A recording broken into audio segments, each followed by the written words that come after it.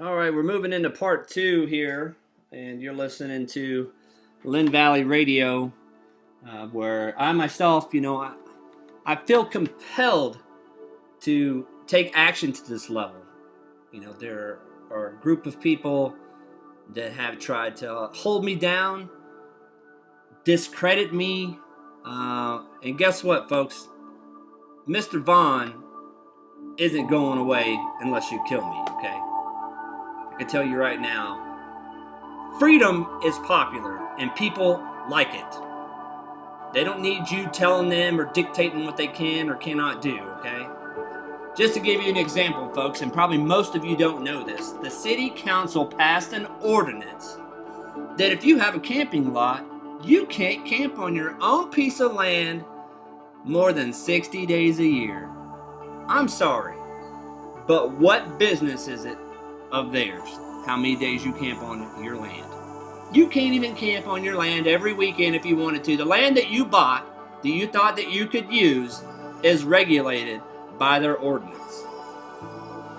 And they specifically put that ordinance together for a group of people, which, by the way, that's against human rights. When you make an ordinance against a group of people, that is a human rights violation, folks. But all of you that own camping lots in Linn Valley, you need to share this story. And if you don't know, you should know. There's an ordinance that they passed that says that you cannot camp on your lot more than 60 days in a calendar year, along with a bunch of other jargon that they probably changed because they got a bunch of heat. But, they're just bulldozing their way into doing whatever they want to do, and they have no repercussions. Nobody's holding them accountable. I try to stand up and say, what are you guys doing? And then they want to try to discredit me going, oh, he's just a disgruntled guy, or he's a criminal. He had a problem with law enforcement, blah, blah, blah. No, let me tell you the story as to what happened, folks. Okay? I had a yard sign pointing over to my neighbor that said snitch on it. I've had some run-ins with my neighbor. As I've done building here, I've put a shed on a carport. I've put tanks in the ground. I've gotten all my permits, and I've done what I'm supposed to do. But he's always just passed judgment. He actually stopped my contractor from digging because he said I didn't have my permits when I had actually already called the inspector and got clearance to dig based on the weather, and he already said my paperwork passed. So he came out and stopped my contractor from digging, stopped him for 2 hours while I had the permission to dig, never came over and apologized, never said, hey, Collin, let me give you back $100 an hour that I wasted of your contractor's time. Now, we've gotten past that, my neighbor and I, but there's some other issues where he has done things and overstepped his boundaries and upset me, okay? That officer, Mr. Joe, had driven by. He didn't like my sign. But guess what? That's my sign in my yard, and that's my business with my neighbor. That is not an officer's business, but he made it his business. He drove by and told me that with a sign like that, I apparently needed a lot more of his attention. That's his way of saying he was going to harass me. Now, Friday night, I was busy. So he drove by on a Thursday. Friday, I was busy. It was my daughter's birthday. Saturday, we were riding out here. My son had gotten on a scooter, a little 49cc scooter, and Joe pulled up to give me a ticket with a smile on his face. And of course I said, hey, normally you could write a ticket, but this kind of bypasses your rules. It's a scooter. It's 49cc's. It's not a golf cart. It's not a go-kart. And it's not an ATV. Therefore, it doesn't apply. Well, he begged to differ. And through that, I went ahead and took the ticket. Of course, I was upset. And of course, if you ever say anything to Joe or try to speak your mind or tell him he's wrong, he's going to get very angry with you and try to bully you, okay? Now, what I did is I called the attorney, and I pointed out, based on the law, that he wrote a ticket that isn't going to work and hold up in court. The attorney saw it my way after looking at it and dismissed the ticket. I did not pay any court cost, and I did not pay any fine whatsoever. Now, think what happened is that bothered Joe a lot. He's used to doing things his way. He's not used to having anybody stand up to him. And if he does, he's usually looking to arrest you. Well, Mr. Vaughn's got a clean record. Mr. Vaughn carries a conceal and carry license. So he could only get me. He wasn't pulling me over. He was doing drive-bys. Really slow. He would make gestures or film or make flinching in the car like he was going to kick my ass.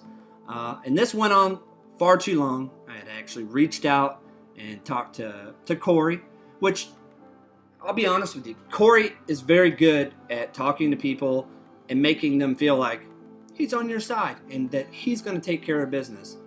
That's what Corey does really well.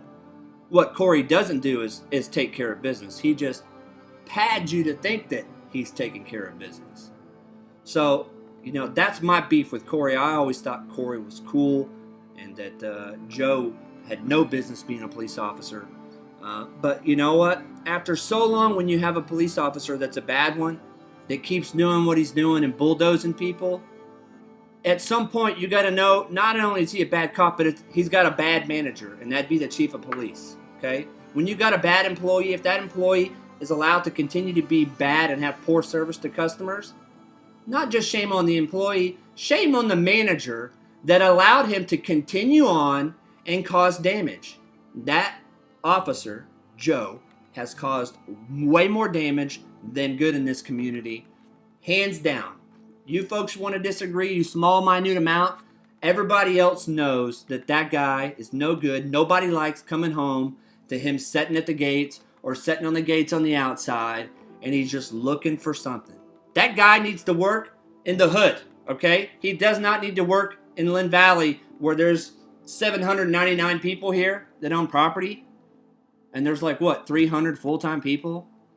I mean, the dude needs to work somewhere where there's a heck of a lot more action than what we got going on here.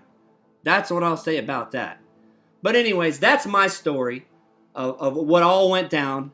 And for those that want to know information on, when I did get a no stalking order against him, he was excessively bothering my family and I in ways that he could manipulate, okay? That's why I actually got the order. That's not an easy thing to do. And if anybody wants to notice that when we actually went to court and it was dismissed, notice the word dismissed, that judge sat there. And by the way, I want to disclose this to you. Joe Rogers lied under oath 100% in that courtroom that day. So, the first thing that my little boy said when we got in the car and we left court, Dad, I go, what, Ethan? That officer lied right there after he held up his hand to that judge. And I go, you know what, Ethan? There's bad cops in this world, and they're not all bad, but that one's a bad one, okay? My son, who's 8 years old, has to live with that. He saw a cop lie right there on the stand, and he had to witness that. So what's that setting for him, okay? What's that setting for my son? The guy's a bad cop, folks. And the more that you guys allow it to happen, you need to ask for termination. And anytime he makes you uncomfortable, go and fill out a form no matter what the reason is. If it makes you feel not okay, that's the concern. He is a public servant. Nothing more, nothing less, folks. That's my wrap on Section 2 here. It's got me a little upset and a little emotional. But it's unacceptable, folks, that we're allowing these things to happen. It is diminishing what's going on here at the lake. It's diminishing long-term revenue that the community could be getting by keeping people that want to stay here at the lake. Nobody wants to come here on the weekends and feel like, oh my gosh, the cops are obsessive here. They didn't come here for that. They didn't come here for that at all. I guarantee you they came behind those gates and they liked that the gates were there. They liked that it was private, and they had no idea that it was going to turn into what it's turned into. It's not what anybody signed up for, folks. That's a wrap for me. Thanks for listening and tuning in. Have a good night.